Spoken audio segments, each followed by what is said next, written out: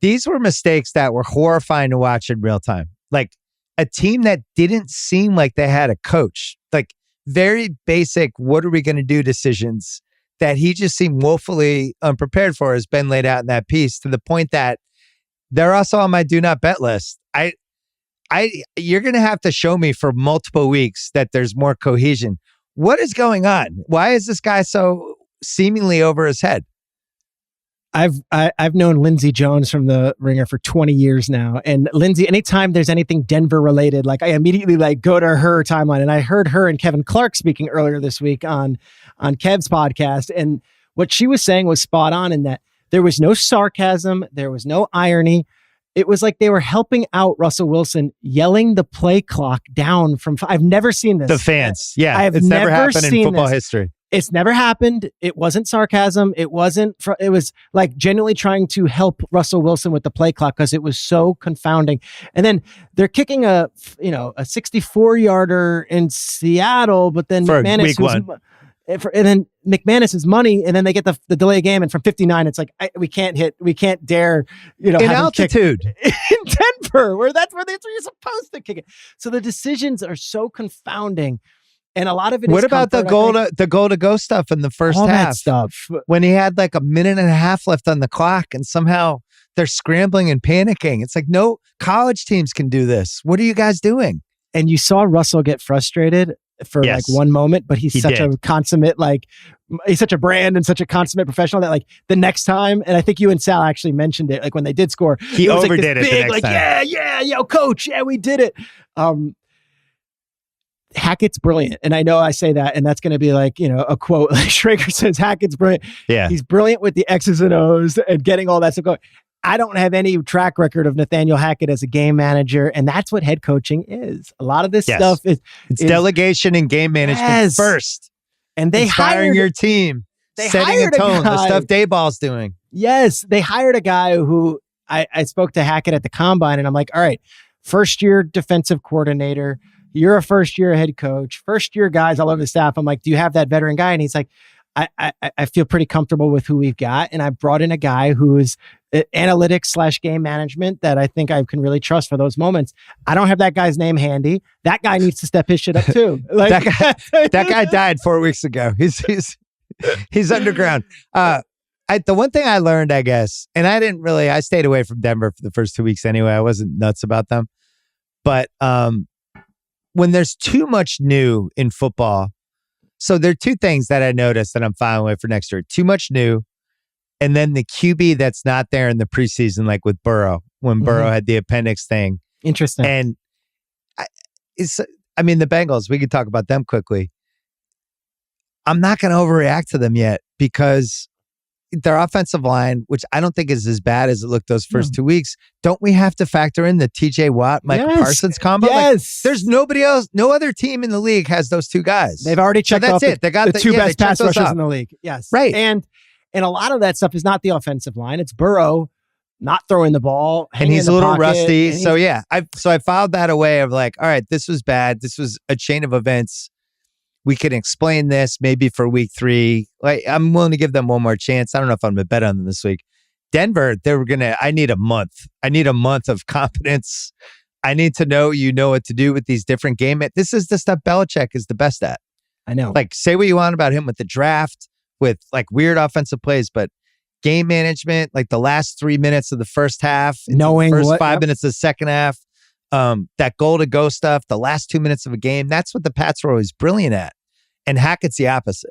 So a lot of that stuff will come with experience, but that's not an excuse in the NFL, where McVay and Belichick and Tomlin are these guys that have been around and they know how to manage that stuff. Like, Brandon Staley last year was the guy where it was like, is there someone helping him on some of these decisions, where we praised it the first half of the season, and the second half of the season, it was like, okay, you just don't go for it every time on fourth down. There needs to be some sort of, guidance or a binder. The Ravens historically spend the most money on an analytics staff. And for a while there, Lamar was getting a lot of success on fourth and short. And a lot of it was John Harbaugh trusting his guys. I'm not sure every team has that. I do know Denver has invested a bunch into analytics. The problem is you need the coach to listen to those analytics guys, and you need to be able to know the communication in that moment without even having a second to, what are we doing? No conversation. I trust you. Here's the play. Let's go. I think that's going to happen over time. But the fact is this, Bill, they're 1-1. The Chargers are 1-1. The Raiders are 0-2. The Ravens are already banged up. You go through the AFC. The Bengals are 0-2. There's going to be one AFC South playoff team. Maybe two in the East. It's still open. It's still wide open. And I look at them this weekend against San Francisco. Everyone's right. It's a tough place to win. Their defense has played well. You say you're not betting on it, but like Russell Wilson's still Russell Wilson. And I feel like they've got ways away to go to be where they want to be. And they're still just 1-1. They're not 0-2. When you say Russell Wilson is still Russell Wilson, you mean I believe so. I think he looks all right. Physically, he's still the same human being he was 2 years ago? Because I don't feel like he's the same quarterback. I think he still looks okay. Like I thought he was good. Okay, they traded all the shit for him. Gave him a huge contract. Okay, is not good enough. I know. Need those Kyler Murray moments. All right, more panic meter. The Wilson trade. I'm at an 8. I'm at an 8 with panic meter for the. If I'm a Broncos fan, this seems to happen. This happened a few times with the Red Sox, especially when I was younger, where it was like, we got Jack Clark.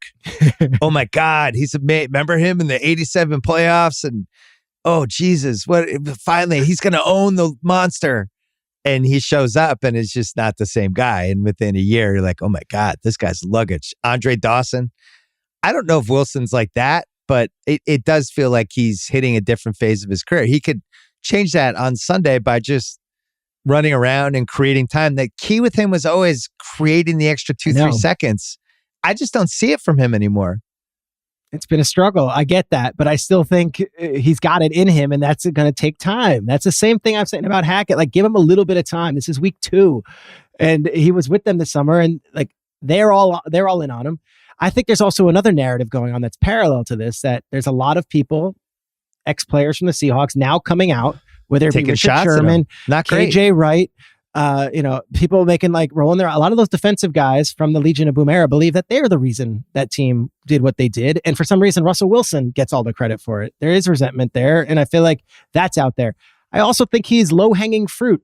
He's not the coolest guy. He wore a shiny suit after a loss to the press conference with people cringe at Russell Wilson. They think he's corny. They think he's dorky. They think that's all low-hanging fruit. I also think he's really good at quarterback. And I think his players that are on his Broncos team are buying in. And I think his coach has attached his lot to him. And I don't think that the Broncos are going to be one of these 4-13 teams this year. I think they're going to be okay. And I actually think they might beat the Niners this weekend. I'm going to give you some quarterbacks, and you tell me who you have ahead of him right now for this year to try to win a Super Bowl. Mahomes, Rodgers, no. No. Josh Allen, no way. No. Herbert and Burrow? No. All right, that's 5. Yeah, I don't think he's top 5. Tom Brady? I'm not betting again. I'd put Brady over Wilson right now, yeah. Me too, that's 6. Lamar? Yeah, I'd put Lamar over Russell. That's put him 7. I'd put him right there at 8. Kyler? I would take Russell over Kyler right now. You would. For this season. That's a good argument. Stafford, because he's banged up, I wouldn't have him.